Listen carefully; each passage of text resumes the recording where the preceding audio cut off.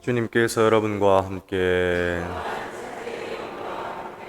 요한이 전한 거룩한 복음입니다. 그때 많은 유다인이 마르타와 마리아를 그 오빠일 때문에 위로하러 와 있었다. 마르타는 예수님께서 오신다는 말을 듣고 그분을 맞으러 나가고 마리아는 그냥 집에 앉아 있었다. 마르타가 예수님께 말하였다. 주님, 주님께서 여기에 계셨더라면 제 오빠가 죽지 않았을 것입니다. 그러나 하느님께서는 주님께서 청하시는 것은 무엇이나 들어주신다는 것을 저는 지금도 알고 있습니다. 예수님께서 마르타에게 네 오빠는 다시 살아날 것이다 하시니 마르타가 마지막 날 부활 때에 오빠도 다시 살아나리라는 것을 알고 있습니다 하였다. 그러자 예수님께서 그에게 이르셨다. 나는 부활이요 생명이다. 나를 믿는 사람은 죽더라도 살고 또 살아서 나를 믿는 모든 사람은 영원히 죽지 않을 것이다. 너는 이것을 믿느냐? 마르타가 대답하였다. 예, 주님.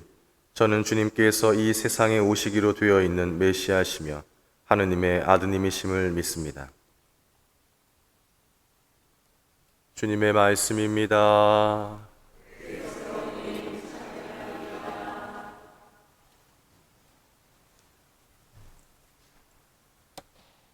네, 오늘은 성녀 마르타와 성녀 마리아와 성 라자로 기념일입니다.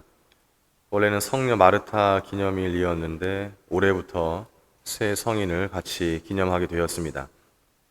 이 가족은 예루살렘 근교 베타니아에 살았고 예수님의 친구였으며 주님께서는 그들의 집에 자주 머무르셨습니다.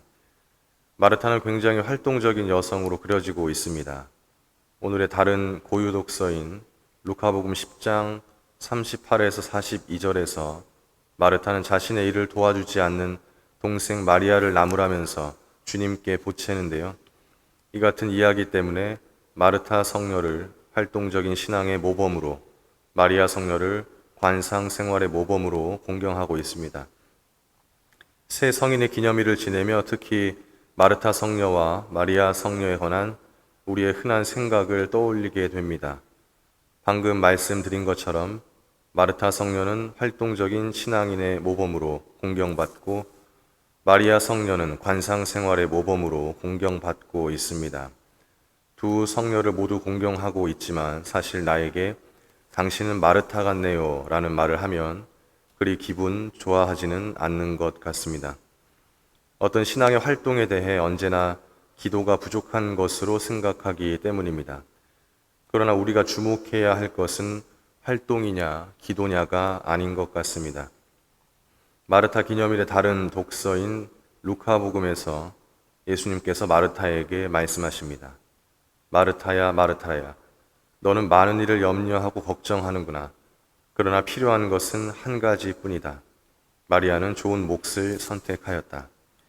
이 말씀 때문에 우리는 활동적인 신앙을 격화시킵니다. 그러나 예수님의 이 말씀의 핵심은 필요한 것은 한 가지에 있다는 생각입니다. 활동이나 관상 중 어떤 것이 더 좋다고 말씀하시는 것이 아닌 진정으로 필요한 것에 대해 말씀하시는 것입니다. 그것은 바로 믿음입니다. 나는 부활이요 생명이다. 나를 믿는 사람은 죽더라도 살고 또 살아서 나를 믿는 모든 사람은 영원히 죽지 않을 것이다. 너는 이것을 믿느냐? 우리는 마르타와 마리아를 대립시킬 필요가 없습니다. 두 성녀가 상징하는 활동과 관상 중 하나를 선택하는 것이 아닙니다. 신앙생활의 균형 가운데에서 가장 핵심이 되는 것은 바로 믿음이라는 사실을 알아들어야 하겠습니다. 외적인 활동이든지 고요한 기도이든지 그 중심은 믿음입니다.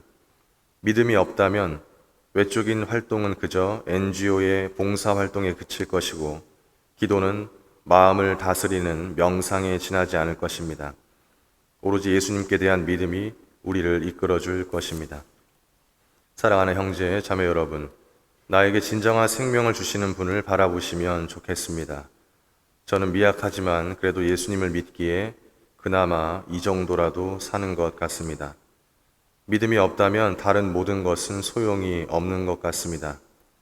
주저앉아 있는 나를 일으켜 주시는 그분의 손을 꼭 잡는 시간 되시길 축원합니다.